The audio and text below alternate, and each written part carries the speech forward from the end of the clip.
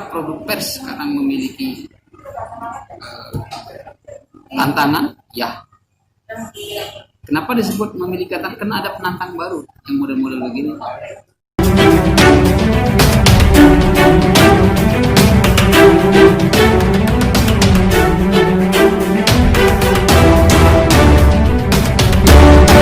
Adakan semacam penilaian untuk media massa tahun ini.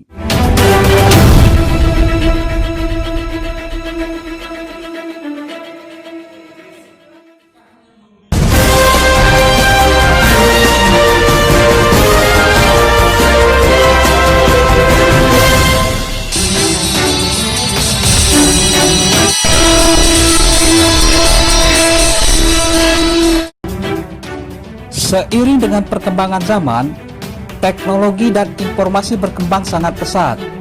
Dengan perkembangan teknologi dan informasi tersebut, setiap orang dengan mudah mendapatkan informasi maupun menyebarkan informasi melalui berbagai teknologi informasi seperti YouTube, Line, Instagram, dan lain-lain. Bebasnya setiap individu menyebarluaskan informasi artinya akan hadir penantang baru bagi media massa yang memproduksi produk pers, yaitu berita. Hal ini disampaikan oleh dosen senior Teknologi Informasi Universitas Dasar Bengkulu, Dr. Mr. John kemarin, 20 Juli 2020 di Rumah Makan Denai. Ia menilai saat ini banyak informasi yang beredar dapat menyita perhatian publik, bahkan menjadi sumber informasi bagi masyarakat, meskipun sumber informasi tersebut apakah produk pers atau bukan. Dr. Mr. John menjelaskan, dapat dikatakan produk pers jika memiliki syarat yang legal. Namun era sekarang, publik tidak melihat legalitas penyedia jasa informasi tersebut, tetapi lebih melihat apakah meyakinkan atau tidak sumber informasi yang disajikan. Saya begini, kalau pers itu kan aturannya jelas ya, diatur sebagaimana ada undang-undang pers yang mengatur. Jadi dan teman-teman di jurnalis itu kan legal, jadi produknya juga legal. Kenapa? Dia punya juga lembaga. Jadi kalau yang di luar punya yang sebagaimana diprasyaratkan aturan, produknya mungkin bukan pers, produk keluarannya itu bukan berupa produknya pers, bisa saja mungkin sebagai ya informasi biasa. Tetapi memang ya kita sekarang itu agak kecenderungan sulit membedakannya, ini produk pers atau bukan produk pers. Yang lebih jadi masalah adalah bahwa value-nya tidak dilihat bahwa ini produknya pers atau bukan pers. Misalnya YouTube yang lain itu, yang dimana yang mereka punya channel bisa dapat value atau nilai tambah yang lebih besar dalam bentuk rupiah. Nah, yang jadi masalah apakah yang ditampilkan ataupun konten mereka itu termasuk kategori produk pers atau bukan pers. Nah, perkembangan teknologi tidak melihat itu. Di YouTube, siapa yang memiliki nilai competitiveness lebih tinggi, dia akan mendulang keuntungan, walaupun sebenarnya bukan produk pers. Ya, gitu kan. Nah, sekarang ada stigma. Kalau begitu, apakah pers terancam? Tidak. Tetapi produk pers itu sekarang sudah mulai ada saingan. Ya,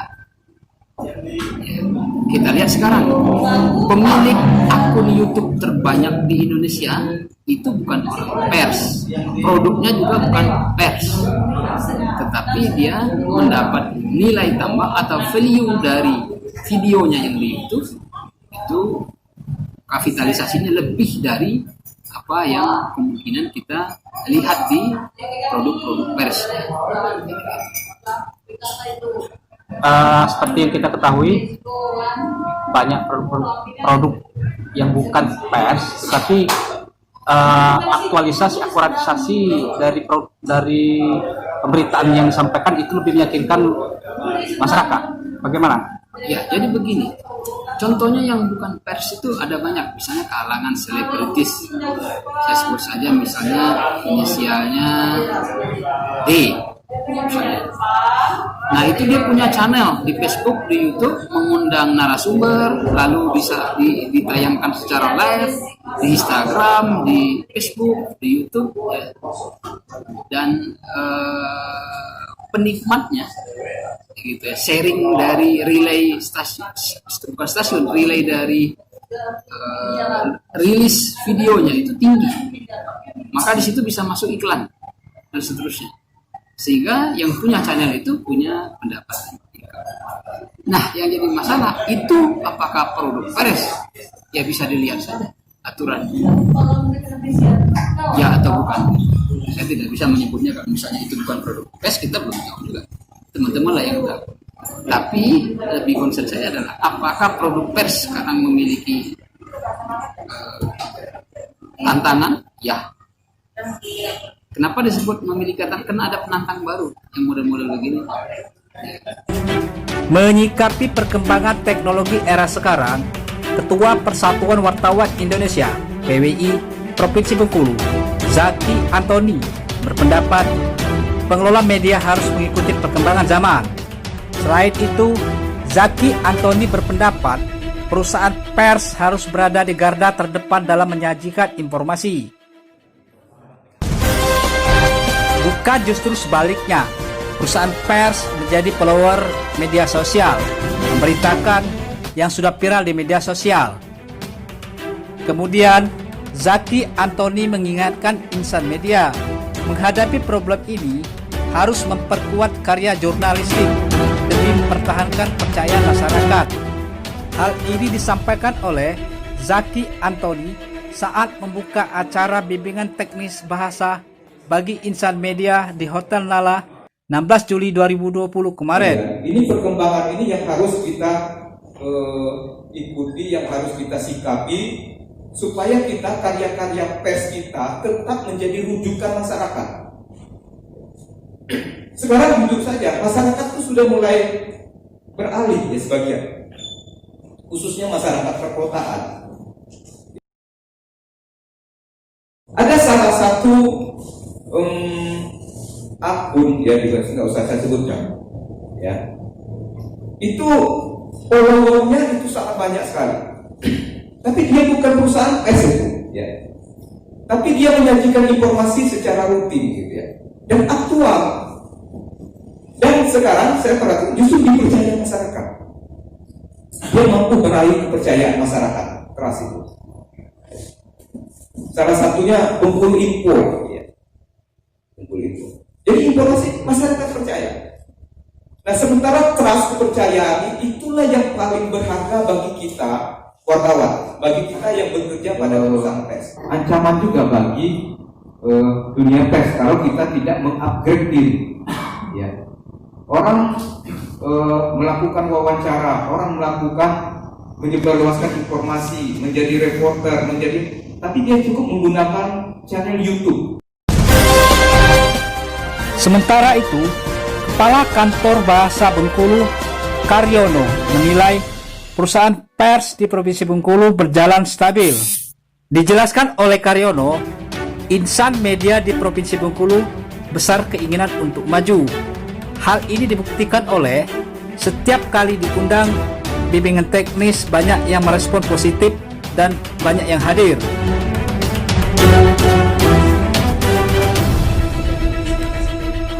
Untuk kesan selama ini media massa sudah tertata rapi yang Bengkulu, semakin lama semakin banyak. Ini contohnya saja, ketika kami mengadakan kegiatan bimbingan teknik wartawan ini, dia ingin dan mau dan ingin terus ingin ikut kegiatan yang kami lakukan untuk peningkatan kompetensi diri, antusias. Jadi tanpa kami suruh seperti ini, tapi dia punya kemauan sendiri, ingin memperbaiki diri. Dengan adanya kantor bahasa, kami juga terbantu oleh para wartawan. Wartawan ini adalah corong untuk pemasyarakatan bahasa di ruang publik, khususnya di Provinsi Bengkulu. Dan kami sangat terbantu oleh PWI Provinsi dengan Pak Zaki Antoni. Kami diberikan kebebasan untuk bisa berkomunikasi dengan wartawan itu tanpa batas. Kebetulan kami tanpa batas karena wartawan dimanapun saya ketemu pasti ketemu wartawan. Jadi wartawan ini sangat efektif untuk pemasyarakatan bahasa, khususnya yang dimanfaatkan oleh kantor bahasa, sangat efektif.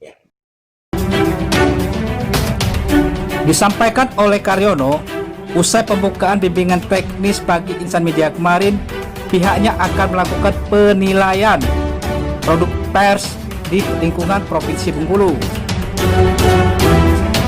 Produksi berita di seluruh media massa di Provinsi Bengkulu yang diterima oleh masyarakat dan di media itu ditulis oleh Pam-Pam atau bagaimana dampak positif? Dampak positifnya sudah ada perubahan yang berarti ketika kami ini, saya selama 2 tahun ke belakang tidak mempunyai pikiran bahwa tahun 2020 sampai 2024 di kementerian, khususnya di Badan Bahasa, dibentuk KKLP baru, yaitu jaringan media. Berarti jaringan kami merintis itu ternyata ada manfaatnya. Sekarang ada semacam feedbacknya bahwa di KKLP kami yang ke-10 itu jaringan media. Kami termasuk ada penelitian nanti tentang tulisan di wartawan maupun media, ada dilakukan penelitian juga. Jadi kami tahun ini mengadakan semacam penilaian untuk media massa tahun ini. Ada tim kami yang ke lapangan atau membaca korannya atau apa tulisan. Demikian, Dara Juang Online melaporkan.